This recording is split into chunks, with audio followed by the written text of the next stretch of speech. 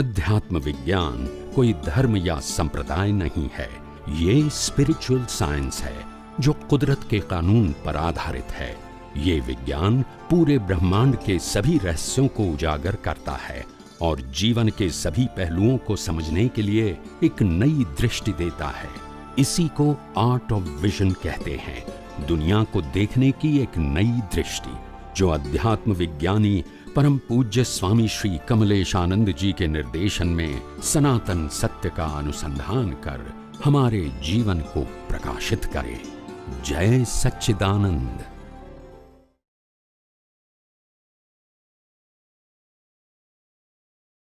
जय सच्चिदानंद। स्वामी जी, आपकी कृपा से रियल की वैल्यू हम जीरो करने की और अग्रसर हो रहे हैं स्वामी। बहुत अच्छा। और रियल की वैल्यू बढ़ रही है आपकी सत्संग से और आपकी कृपा से स्वामी जी। और आपने स्वामी जी एक अभी सत्संग आपका मैं सुन रहा था तो उसमें बताया था कि जब संयोग है तभी संभाव और संयोग नहीं है तब स्वभाव में रहना चाहिए ऐसा। यस। तो वो बारे में जरा कुछ विस्तार से। संयोग होता है तभी तो राग द्वेष होने की संभावना होती है। हाँ।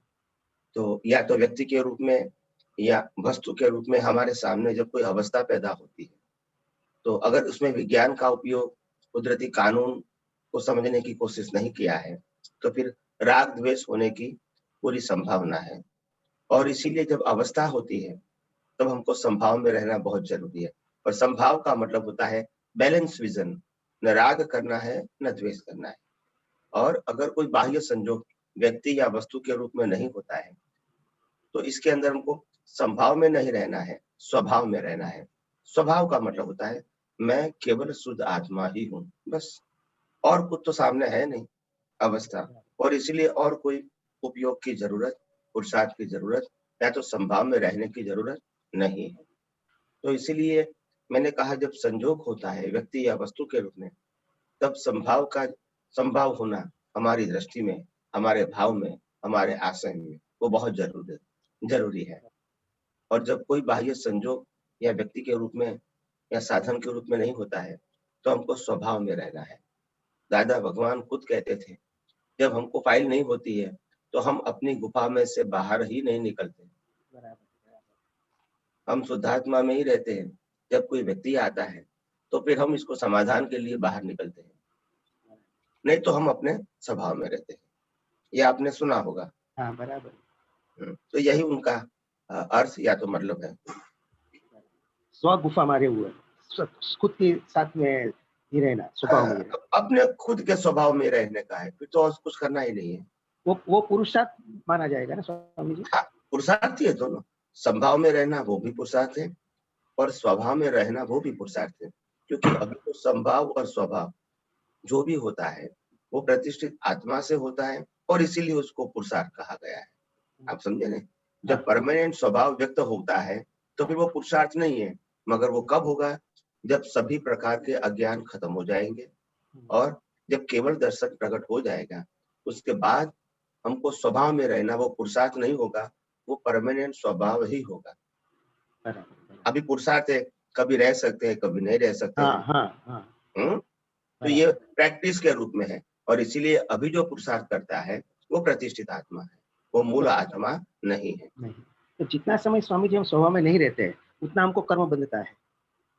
कर्म बंध तो वैसे भी आप अभी जो स्वभाव में रहेंगे या संभाव में रहेंगे तो भी कर्म बंध तो होंगे, मगर वो कर्म बंध मोक्ष मार्ग के लिए लायक और सहायक बनेंगे। और अगर हम संभाव में नहीं रहे या तो स्वभाव में नहीं रहे, तो फिर जो कर्म बंध होंगे वो संसार के लिए लायक और सहायक होंगे, वो मोक्ष मार्ग के लिए लायक और सहायक नहीं होंगे। सही। इतना फर्क होता है। बराबर। बोलिए स्वामी जी। हाँ, श्रीमद राजचंद्र का एक पुस्तक में पढ़ रहा था तो उसमें एक छंद जैसा था कुछ, सुखधाम अनंत सुसंत चही, दिन रात्र रहे तद ध्यान मही, पर शांति परम सुधामय जे, प्रणमु पत्ते वर्ते छे। तो वो यानी उसका थोड़ा सा विवरण चाहिए था। नहीं, आप एक एक लाइन बोलूंगे तो मैं आपको उसका हाँ हाँ हाँ हाँ स्वामी जी। एक्सप्लेनेशन दूंगा प्लीज। हाँ हाँ, सुखधाम अनंत सुसंत चही। સુખધામ અનંત સુસંત ચહી એટલે કે हमारा जो आत्मा का स्वभाव है ये अनंत सुख धाम वाला है, हाँ उसको बराबर। बनाने का नहीं नहीं। है, वो है ही हम्म, बाय बाय डिफॉल्ट वो ऐसा स्वभाव वाला है। ही है। और ये हमारे हमको लक्ष्य में रहना चाहिए। तो आत्मा को आपके ज्ञान की जरूरत है, पुरुषार्थ की जरूरत है, अनुभव की जरूरत है, ऐसा नहीं है। नहीं। वो खुद ही शक्तिशाली है। ये जो कुछ भी चाहिए वो प्रतिष्ठित आत्मा को चाहिए, क्योंकि वो बार बार प्रकृति के साथ जाने अनजाने में अज्ञानता के वश जुड़ जाता है। हाँ, अभी दूसरी लाइन क्या है? सुखधाम अनंत सुसंत चही, दिन रात्र रहे तद ध्यान मही। हाँ, दिन रात रहे पद ध्यान में, मेरे जीवन के अंदर दिन रात उसी पद का मेरे को ध्यान रहे कि मैं अनंत सुख वाला हूँ, मैं शाश्वत हूँ। यही ध्यान यानी मेरे को रहे। यानी मेरे को यानी भी सुख खोजना है, मैं मर जाऊंगा, मेरी कोई चीज चली जाएंगी, मेरे को कुछ हाँ प्राप्त करना है, ये कोई सब्जेक्ट मेरे ध्यान में रहना नहीं नहीं चाहिए। चाहिए। यानी ये दिन रात ये ध्यान रहना मुमकिन है। हाँ, मुमकिन है, मगर उसके लिए बहुत जागृति चाहिए। हाँ हाँ बराबर। हम्म पर शांति अनंत सुधामय जे। हम्म पर शांति अनंत सुधामय जे। जे। हाँ, और उसी के अंदर परम शांति, जो शांत सुधारस, जो जैन परिभाषा का शब्द है, शांत सुधारस। हाँ शांत सुधारस का मतलब होता है एक प्रकार की शांति को पीना, अनुभव करना, रियलाइज करना, वो शांत सुधारस है। वो शांत सुधारस यानी कोई ऐसा कोई लिक्विड नहीं है, ये अनुभूति है। अनुभूति है। और परम का मतलब होता है आत्मा की। ऐसे परम आत्मा के शांत सुधारस की मैं अनुभव करता रहूं। हाँ आप समझे, जिसके अंदर परम शांति के अलावा कुछ भी नहीं, बराबर। कोई रिलेटिव सत्य नहीं है, कोई प्राकृतिक सत्य नहीं है, कोई टेम्पररी सत्य नहीं है, केवल शांत सुधारस, जो जो चित्त और मन दोनों को शांत कर देता है, हमको निर्विकल्प बनाता है, और बहुत सारे चित्त का जो विक्षेप होता है, चित्त के अंदर जो फोटो होते हैं, वो विकल्प वाले सब फोटो पिक्चर मिट जाते हैं। ऐसा शांत सुधारस, परम शांत। बराबर है स्वामी जी। इसका अनुभव तो प्रतिष्ठित आत्मा ही करेगा ना स्वामी जी। अभी जो पुरुषार्थ होता है वो तो वही करेगा ना। बराबर है। आत्मा का तो स्वभाव है, स्वभाव ये आनंदमयी है। स्वभाव को तो अनुभव कैसे करना है?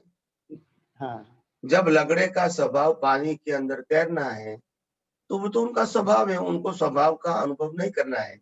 मगर जब लकड़ा हम पानी के ऊपर रखेंगे तो हम उसका अनुभव करेंगे कि लकड़ा तैरता है कि डूबता है। हाँ लकड़ा कैसे करेगा? उनका तो स्वभाव ही है। हाँ बराबर है। वो सिद्ध अवस्था में खुद का स्वभाव का अनुभव खुद लेते रहे, खुद ही करता है, खुद ही करता है। तो ये अनुभवी ज्ञानी पुरुषों का मंतव्य क्या होता है कि जैसे आपका पात्र होता है वो आपकी अनुभूति है, ज्ञान दर्शन। पात्र का मतलब होता है जिस प्रकार से आपने खुद ने आपके ज्ञान दर्शन से आपकी रेडियस बनाई है, वही आपकी उस समय की अनुभूति है। कोई कहता है जैसे पानी होता है, अगर पानी ग्लास में भर दे तो वो ग्लास का आकार का हो गया, अगर पानी कोई बर्तन में भर दे तो बर्तन आकार में हो गया, अगर पानी मटकी में भर दिया तो मटकी आकार का हो गया। तो पानी किसमें भरते हैं? वो अगर चमची में भर दिया तो चमची का आकार हो गया। हालांकि पानी का कोई आकार है नहीं, मगर पानी जो है जिस पात्र में रखा गया है उसी आकार का वो हो जाता है। और इसीलिए हमारे सभी के अंदर जो आत्मा है वो हमारे शरीर के जो आकार है उसी के मुताबिक उनका जो प्रकाश स्वरूप है वो पूरे शरीर में छा जाता है।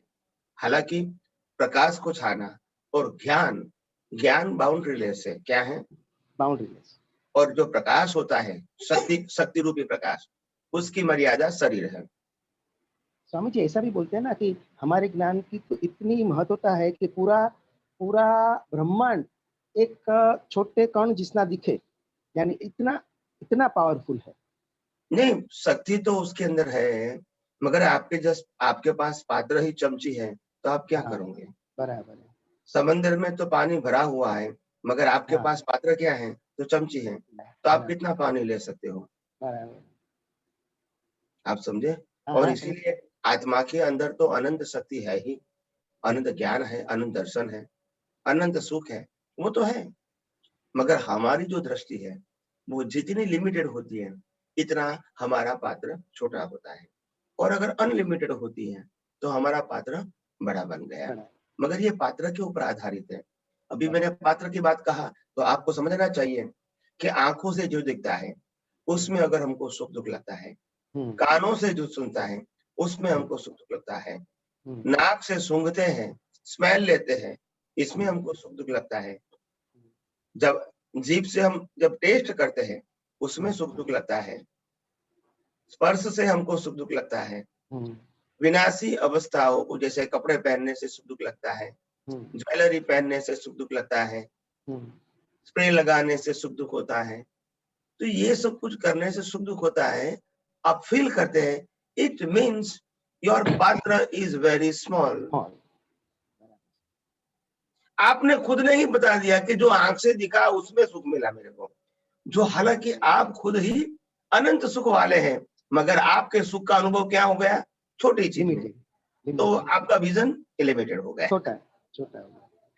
तो इसीलिए अनुभवी ज्ञानी पुरुष ये कहना चाहते हैं कि इस दुनिया में वास्तव में कुदरत ने सुख-दुःख जैसी चीज़ रखी ही नहीं है।